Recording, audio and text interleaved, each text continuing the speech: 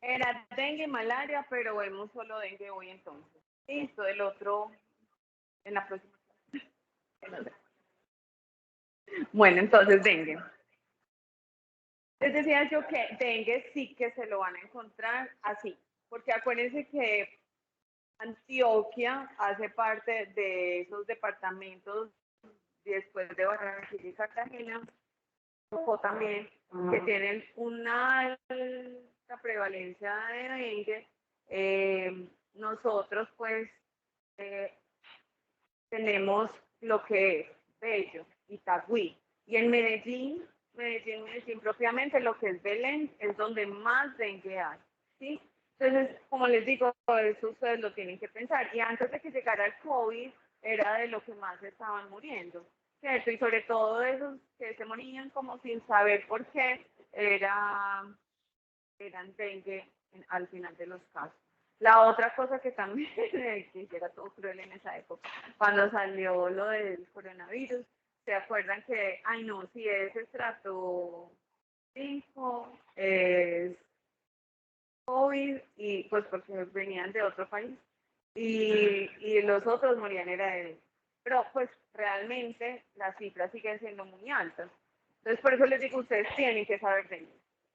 Recuerden que es transmitida por mosquitos, que como les digo, en todo el mundo hay mucho dengue, y nosotros, sobre todo por donde estamos ubicados, sí que tenemos una alta prevalencia, y la importancia muchas veces porque de eso se pueden morir.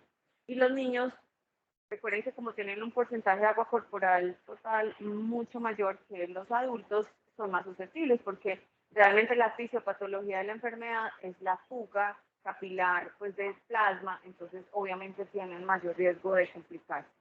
Miren que esas son pues estadísticas mundiales. Nosotros como Colombia estamos en el 8º lugar, pero del mundo, pues eso habla mucho de que realmente sí tenemos muchos casos.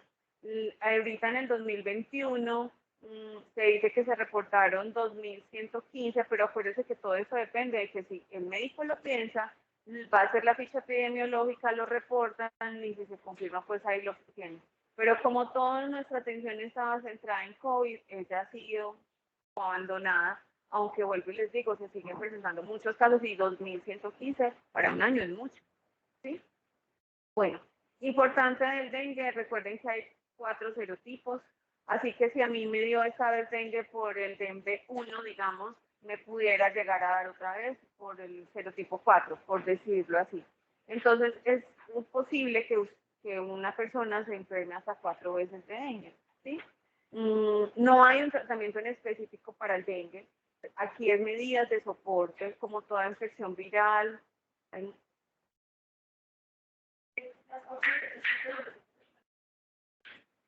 Sí, la verdad que aquí en Colombia no hay como que digan cuál es, no, es prevalente, no.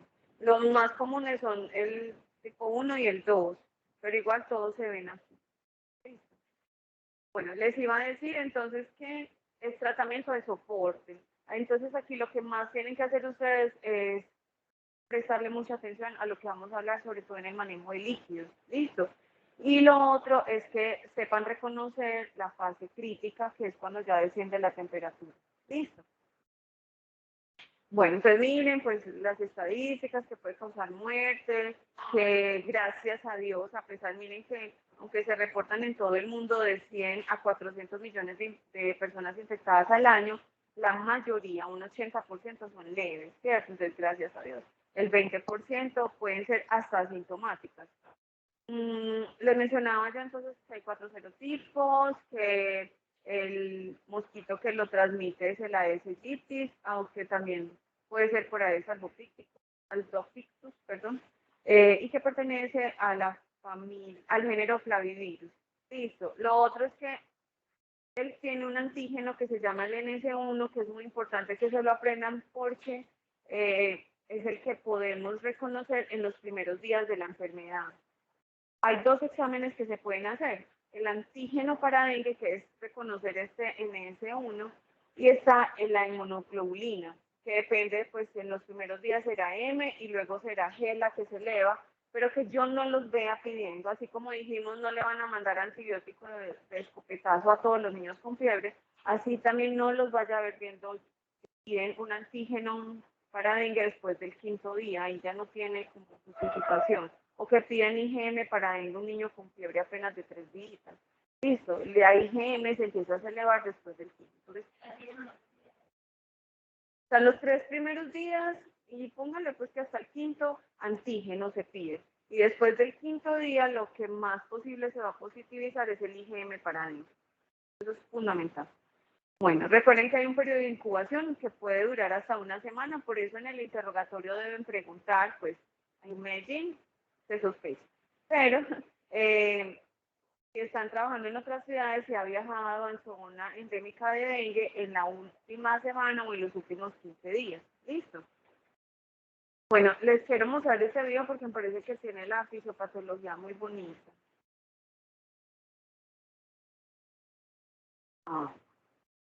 Ya.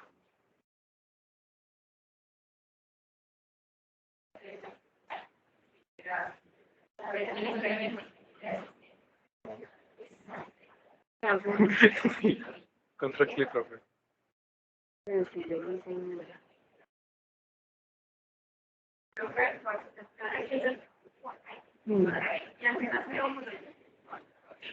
Ay, miren, que lo han dicho.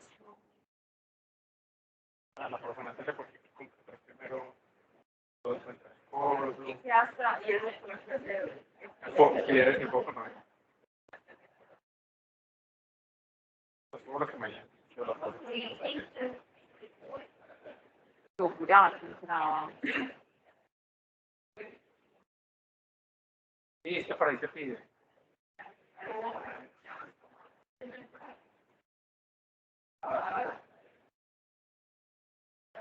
Ay, eso es a lo viejito. Recuerda que, ay,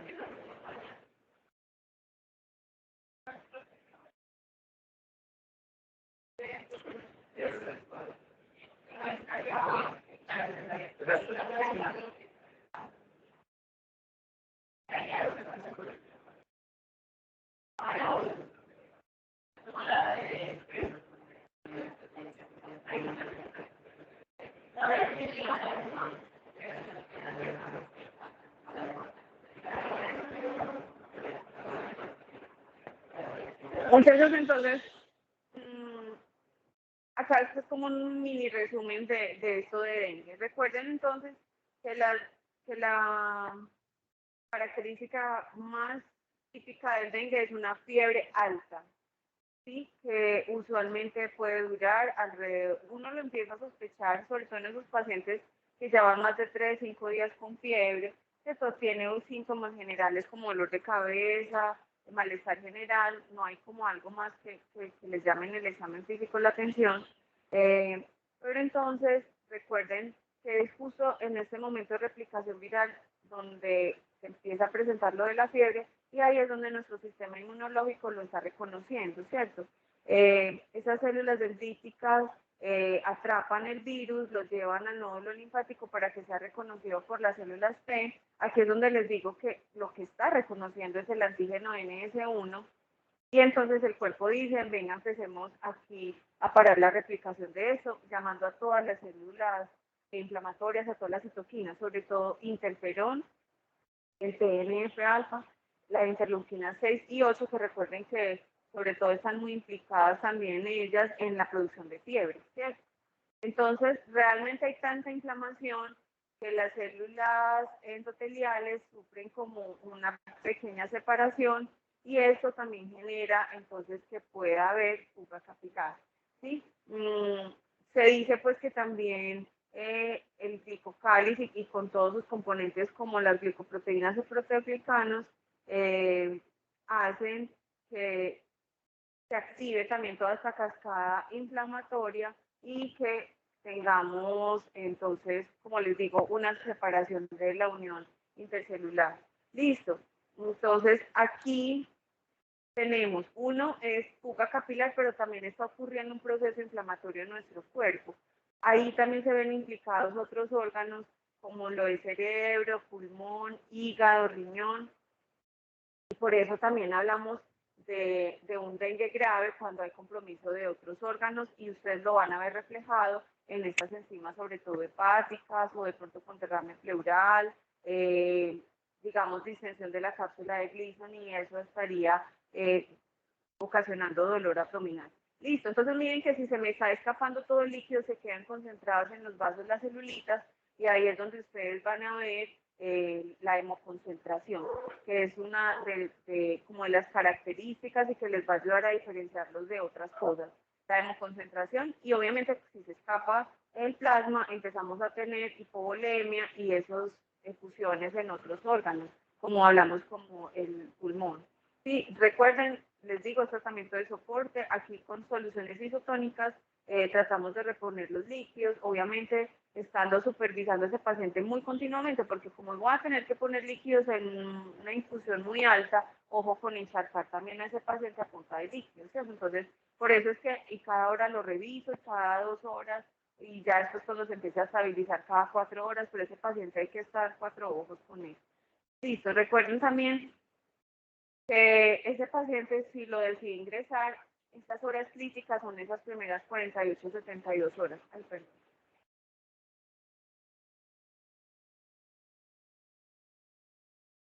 Ay, ya no sé.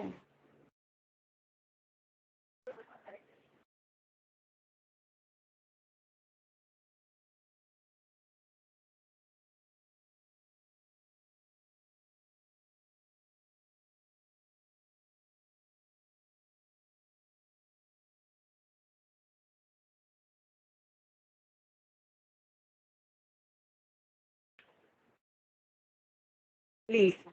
Entonces, eso que acabamos de ver en el video realmente está resumido en esta diapositiva.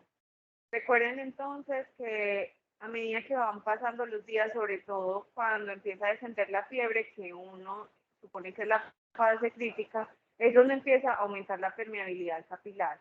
¿Sí? Que lo que les mencioné ahorita, tenemos sobre todo los macrófagos y las células dendríticas, las que son las que captan ese virus, mírenlo acá, y que de todas formas nuestras células T y las natural killer empiezan a generar citoquinas y células inflamatorias. Recuerden que lo que están reconociendo esos macrófagos y las células dendríticas es el antígeno NS1.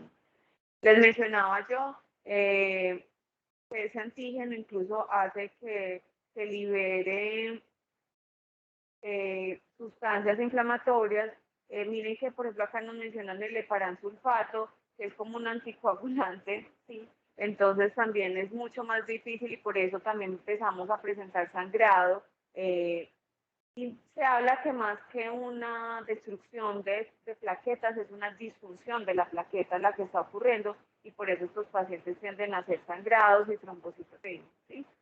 Bueno, más que todo, pues eso es como lo que ocurre. Bueno, entonces empecemos a hablar de la clínica.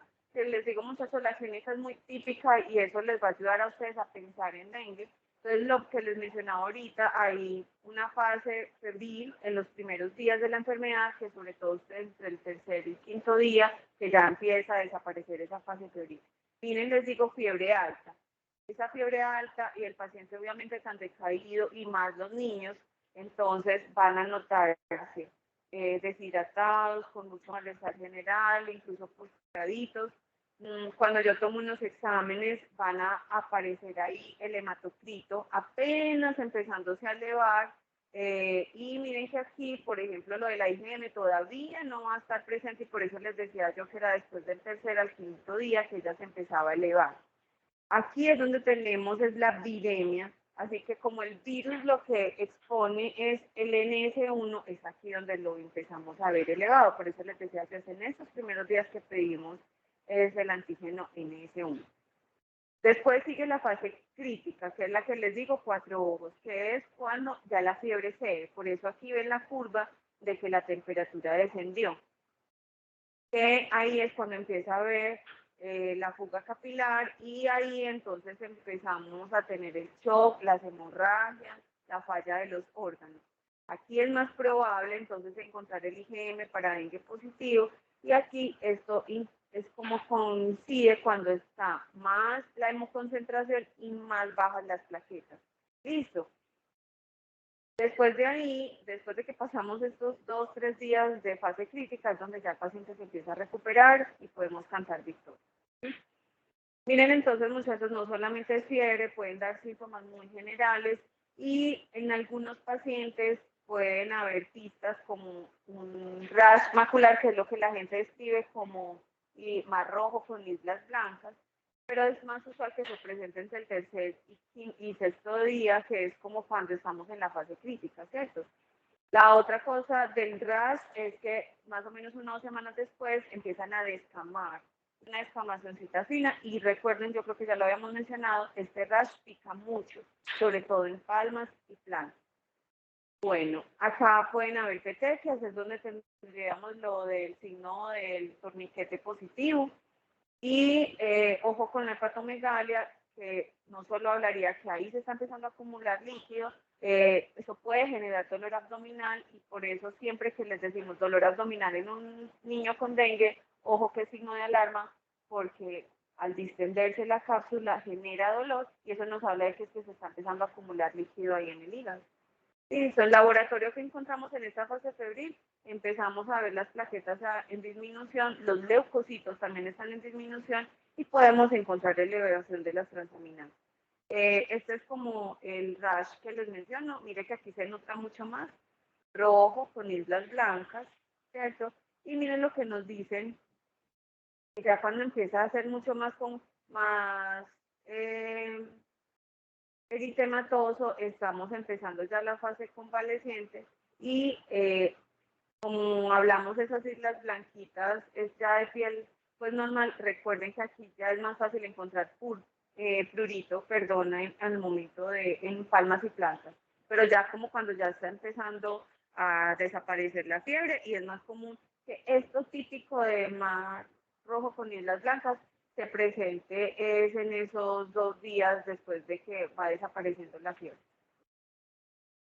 Bueno, eso es lo del signo del torniquete. Para recordarles, el signo del torniquete es más un reflejo de como esa disfunción plaquetaria, ¿cierto? Pero no les habla de gravedad. O sea, tener un signo de torniquete positivo y que me salieron, ay, no, mira, pues es que salieron 100 petequias, entonces está más mal. No, es más un reflejo y ya, hasta ahí nomás. Y no necesariamente se dan dengue, también se pueden dar en otras cosas donde las plaquetas no estén funcionando bien. Simplemente ayuda a apoyar el diagnóstico. Listo. Recuerden, no sabemos quién es el que va a evolucionar a mal o no. Es simplemente la vigilancia de ese paciente quien les va diciendo cómo va a ser su evolución. Simplemente les digo, muchachos, mucho ojo en el periodo en cuando ya se da la fiebre, que muchas veces las mamás ahí es donde se relajan. Ah, no, ya no tiene fiebre, entonces quedémonos así que vamos a ir a esa revisión que nos hizo el doctor. Entonces hay que estar con los signos, tener muy presente cuáles son los signos de alarma para alertar a esa mamá. Listo. Entonces, yo siempre les digo, si sus sospechas dengue o de pronto en el examen ustedes lo pudieron corroborar, citen a ese paciente, si de pronto le dieron de alta, estén citándolo a las 48, a las 24, 48 y 72 horas para que no se les escape nada. Les hablaba de una fase crítica, entonces, ¿qué vamos a estar pendientes de la fase crítica? Que recuerden que es cuando ya se ve la fiebre. De dolor abdominal, recuerden que aquí les mencioné que puede ser el hígado que esté empezando a llenarse de líquido. Emesis, ¿por qué? Porque estos pacientes ya están perdiendo líquido, hay una fuga capilar, pero si yo le sumo una pérdida de líquido, ya sea por diarrea o por vómito, lo empeoramos, ¿cierto? Derrame pleural, pues es que se esté escapando plasma hacia pulmón. Ascitis también puede ser en abdomen, hepatomegalia dolorosa es más porque no es reflejo de ese hígado que ya se está empezando a afectar. Sangrado de mucosas, que ya hace parte pues de los signos de dengue grave. Y recuerden que no solamente es mirar que encías estén sangrando, petequias también por ahí, sino que pregunten hematuria, pregunten deposiciones con sangre, que también pueden haber sangrados internos.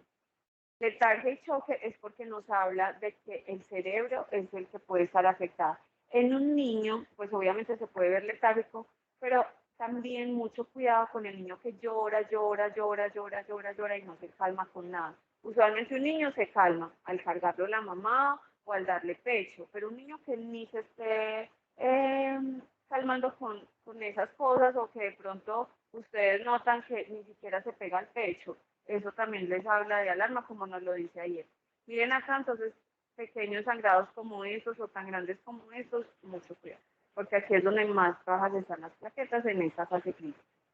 Les mencionaba que hay órganos muy importantes, pulmón, cerebro, hígado, por eso les menciono acá como complicaciones a pensar, pero también miren que también está el riñón, ¿sí? Para que lo tengan presente. Por ejemplo, aquí este niño tiene más agudo de pulmón, y mire que también ese corazón está súper grandote. ¿Sí? Dentro de las medidas de soporte, pues o como recomendaciones generales, así esté hospitalizado, lo vamos a aislar y poner con sondillo. ¿Sí? Bueno, entonces dijimos signos de alarma. Estos nos hablan de, ojo, que puede haber inminencia de choque, dolor abdominal intenso y sobre todo continuo. Ay, que me duele por ratico, no, todo el tiempo dolor. Vómitos frecuentes, ya lo hablamos por la pérdida de líquido, esto porque nos habla de compromiso neurológico. Y recuerden que la caída brusca de temperatura es pues, el signo de que empezamos la fase crítica, pero a veces es tan brusca la caída de la temperatura que nos puede generar lipotimia. ¿Listo? Bueno, esta diapositiva para mí se la tienen que aprender de memoria. Los signos de alarma de dengue. Listo, que con esto ya el paciente necesitaría quedarse hospitalizado. Ya hemos hablado de algunos, ¿cierto? De pronto este de la diuresis, así que como dijimos lo del sondillo, también otra de las medidas va a ser cuantificar diuresis en los pacientes. ¿Listo? Miren que este paciente no solo le vamos a estar pendiente de la presión arterial, sino que también vamos a tener que estar pendientes de la temperatura, de la frecuencia cardíaca, de la frecuencia respiratoria porque pueden hacer edema pulmonar, de la cardíaca porque es lo primero que se afecta en una hipotensión, pues en un choque, ¿cierto? Antes de yo presentar hipotensión, primero hago taquicardia. Y obviamente la temperatura porque es cuando decimos, ay, ojo que ya está empezando la fase crítica. Bueno, y acumulación de líquidos, que esto ya ustedes lo determinan por examen físico. Entonces miren que está dengue con signos de alarma. Paciente que todavía no está, digamos, mal, pero que puede estar, lo que es el que me dice, ojo que se va a complicar. Pero hay uno que ya yo digo, uy, no, este ya tengo que buscar remisión porque este sí está mal. Y es el que ya tiene dengue grave. ¿Cuándo decimos dengue grave? Cuando tiene alguno de estos tres. Uno es que esté con choque o que ya ustedes sientan en algún órgano que ya hay acúmulo de líquidos, como por ejemplo en el pulmón con dificultad respiratoria. Pero miren que también están las hemorragias, digamos, una hematemesis, hemorragia severa, ¿cierto? Ya les dije, petequias no hace parte como de hemorragia severa, como cuando uno le hace el signo de torniquete. Y daño grave de órganos, por eso es que dentro de los exámenes, aparte de pedir el hemograma, que no se le niega a nadie, ¿cierto? El que otro que pedimos es la prueba de función hepática. Miren, el sistema neurológico también hay que evaluarlo y el corazón. A veces si en la radiografía ustedes ven un corazoncito grande, con una cardiomegalia, perdón, hay que pedir ecocardiograma. Les hablaba ahorita mucho cuidado de no esperar a que ya esté hipotenso. Por favor, tomen pulso, tomen llenado capilar, tomen también temperatura en todo el cuerpecito, o sea, no solamente la temperatura central, sino que ustedes palpen ese paciente, siéntanlo cómo está esa perfusión. Y calculen la presión arterial diferencial. Bueno, eso muchas veces hasta se los dice el Dinamar. Bueno, ya pasamos entonces a fase crítica, seguiría la fase de recuperación, que ya uno empieza a ver al paciente mucho más alerta, empieza a orinar, ¿cierto? Y lo otro es que ya empezamos a ver la descamacioncita que les mencionaba, el brote que se da después de la primera semana. Entonces les decía, empieza a aumentar la diuresis. Ojo que a veces de esos líquidos que quedaron se pueden presentar con infecciones, ¿cierto? O peritonitis o se puede presentar también neumonía. No sé si alguien le ha dado dengue acá. Ay, bueno, que yo creo que también se los preguntaba la vez pasada, no sé si fue al otro grupo. Recuerde que quedan con astenia y bradiciquia. Ellos quedan como lentos, ay, no, una pereza, ¿cierto? Para todo, por varias semanas. Listo.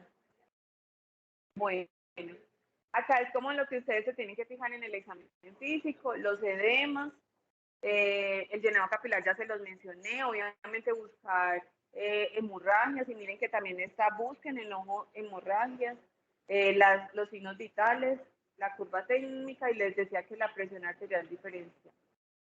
Miren muchachos, que los signos meningios hay que buscarlos también, pero sobre todo lo que van a ver es más alteración del estado de conciencia. Busquen también cómo está la fuerza muscular, la sensibilidad, pues un examen físico completo.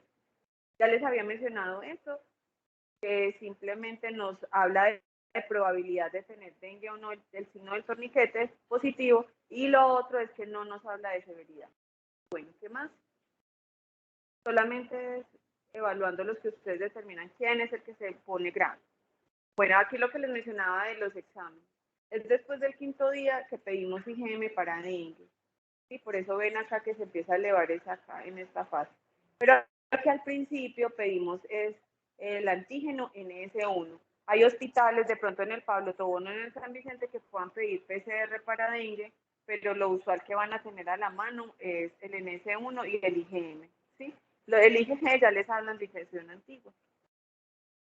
Bueno, miren muchachos que de los pacientes que han muerto por dengue, 98% de ellos fueron evitables. Y sobre todo es cuando hacemos un seguimiento continuo que podemos prevenir. Entonces ahora sí muchachos, entre bien pilas porque eso es lo más importante. Entonces, ¿por qué es importante en los niños saber de dengue? Porque miren que ya dentro del grupo de riesgo entran los menores de 5 años, ¿sí? Y no falta el niño que tenga su comorbilidad. Lo otro también que ustedes han visto, muchos niños no podemos asegurar un buen seguimiento, dependen de una mamá descuidada o viven lejos. Entonces también va a ser un criterio, así ustedes lo vean muy bonito, que ese paciente uno vea que esa mamá no hay de dónde pegarse, pues esa mamá toda descuidada, ¿cierto? Miren que también hace parte como de los que, bueno, y también puede que lo hospitalice. Si vemos que es una mamá re intensa, doctor, pero en serio, dengue, se va a morir. No, yo tuve la vecina que se murió de dengue. Pues bueno, entonces lo hospitalizo. A veces nos toca hospitalizar más por mamá intensa. Y lo otro es si vive en la vereda lejana, que ustedes saben que no van a venir al control de las 24, 48 horas. El niño que esté con mucha inapetencia también, muchachos, porque recuerden que aquí tenemos que asegurar una muy buena hidratación. Y lo que les mencionaba ahorita, en ellos, cuando lloran mucho y están demasiado decaídos, puede hablar de compromiso neurológico. Les mencionaba ahorita que hay unas recomendaciones para la enfermera. Ustedes tienen que saber hacer órdenes para la enfermera. Entonces aquí están como las que no les pueden faltar, el control pues de signos vitales, del gasto urinario. Miren que los signos vitales al comienzo nos va a tocar hacerlos cada hora, y que los vamos a pedir que los agreguemos para hemograma, o incluso pues si queremos ser más racionales con los gastos, solo hematocrito para mirar la respuesta a la reanimación, la glicemia, porque pues, no estoy comiendo bien y digamos que puedo estar muy decaído, también evaluar que no sea más por hipoglicemia, que ese paciente tenga un estado neurológico alterado. Les hablaba que pedíamos cómo está ese hígado y cómo está ese riñón, entonces nos va a tocar pedir pruebas de función renal hepáticas, y miren para también descartar confusores, cómo están las pruebas de coagulación, y eso que algunos hacen coagulación intravascular diseminada. Bueno, esto entonces, muchachos, me parece importante sobre todo que lo tengan presente. Les decía yo que es importante que se los aprendan, pero es porque también les van a servir para anotárselos a las mamás de si se van a ir de alta, qué cositas deben estar pendientes, ¿sí? Y ustedes en estos últimos, sobre todo para mirar cuál queda hospitalizado.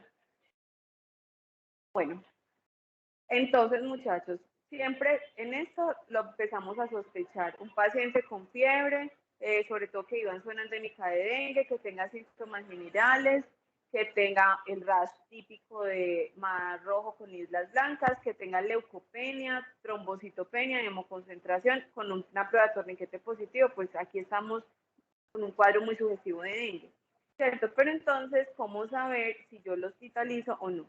Si tiene signos de choque, ya sabe que vendría por acá dengue grave, empiezo a llamar para remitir. Pero hay unos que ustedes sí se pueden quedar con ellos en un hospital de segundo nivel o de primer nivel, que serían estos del grupo B, ¿cierto? Entonces, ¿qué harían? Acuérdense, muchachos, eso no se les puede olvidar, taquicardia, ojo que puede estarles hablando de choque. Bueno, entonces miren acá. Dije, no, no tiene signos de alarma, yo lo voy a mandar para la casa. De todas formas, como les digo, traten de evaluarlo y más en esos días que no tienen fiebre, pero yo simplemente le voy a decir, vea, ese niño no va a ir a estudiar en estos días, reposo, que no salgan ni siquiera a jugar, traten de que en la habitación haya tordillo y aumentenle la ingesta de líquidos. Que para el malestar solamente le vamos a dar acetaminofén. No les vayan a dar ibuprofeno ni ninguna INES, que recuerden que estas plaquetas no nos están funcionando bien. Y lo otro es que, pues como les digo, puede que yo lo cite y según como lo vea, entonces puedo pedir un hematocrito de control. Les mencionaba que hay que darles mucho líquido, entonces, ¿cómo sé cuánto líquido le mando? Miren, los más pequeños, es decir, en los menores de 3 añitos, les vamos a dar más o menos cada 4 a 6 horas 2 oncitas de, puede ser de suero o puede ser ojalá de agüita, lechita materna, ¿cierto? Después de los 3 años, les vamos a dar de 3 a 4 onzas de líquidos cada 4 a 6 horas. Ya en el adulto uno le tiene que decir que más de 2 litros de agua al día, ¿sí? No solamente puede ser agua y sales de rehidratación, también pueden ser jugos, aunque ustedes saben que hay unas recomendaciones de jugo por edad, ¿cierto? Que en los menores de 1 año no recomendamos jugos de 1 a 3, solamente 4 onzas, de mayores de 3 años, mayores de 3 años sí les damos solamente 6 onzas y mayores de los 8 años solamente un vasito de jugo al día de 8. Bueno, ¿qué más?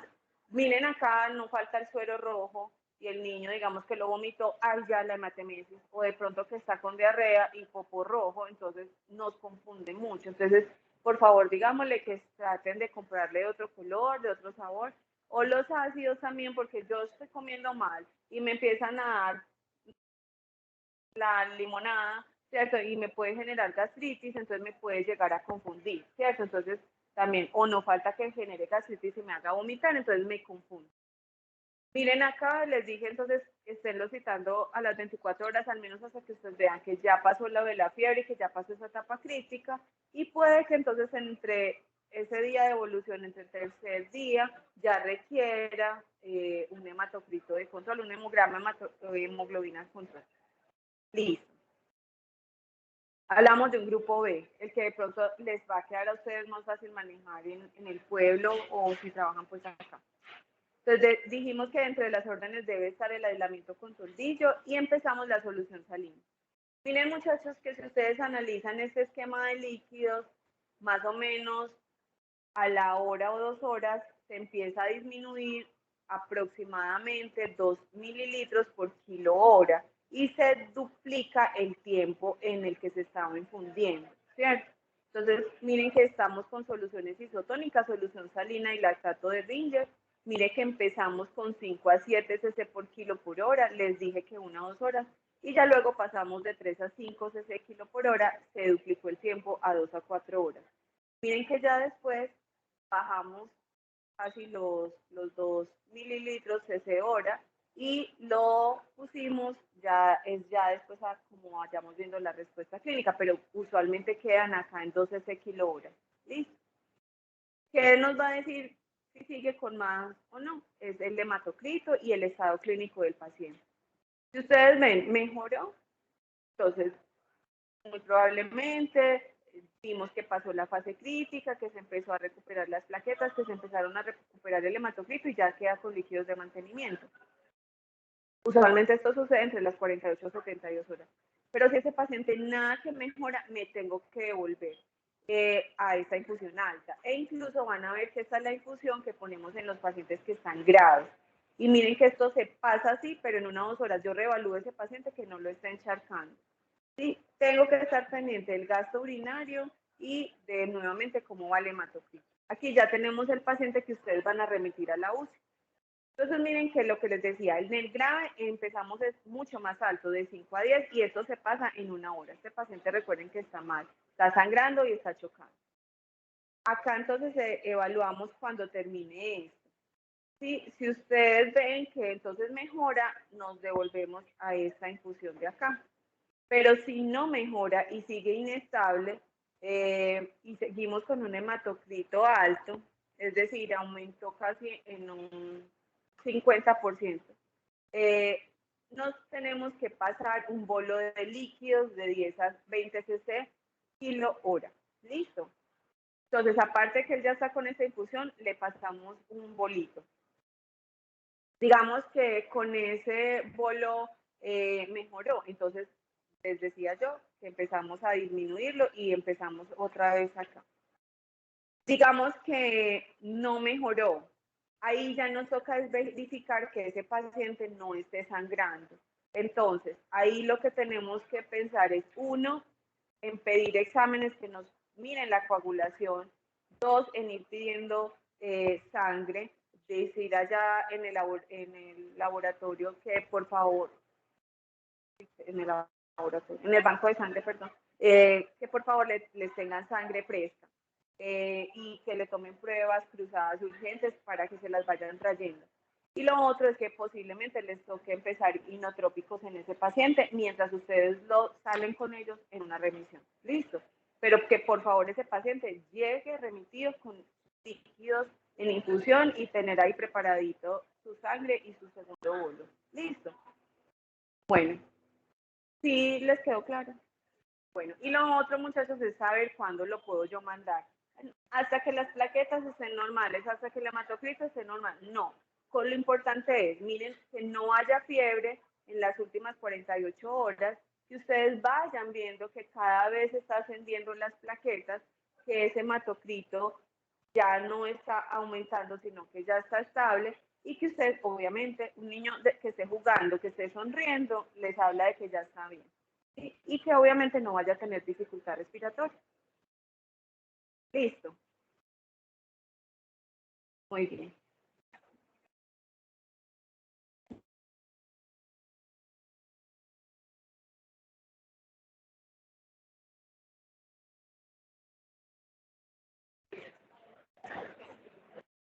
Igual muchas de esas guías de dengue incluso las pueden